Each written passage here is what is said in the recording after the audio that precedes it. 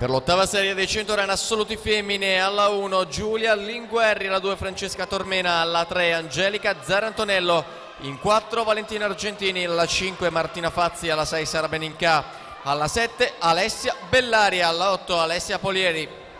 E quindi in palio le 3 medaglie dei 100 run ragazze. Giada Alzetta in corsia 4 Gymnasium Pordenone, miglior tempo di iscrizione, al suo fianco compagna di squadra ma più giovane, 2007, quindi primo anno di categoria. Alzetta 35,10 su Irene Burato, anche lei 07, 35,87, quindi Chiara Lucchese come detto in terza posizione con 35,92. Queste le uniche 3 atlete al di sotto dei 36 secondi.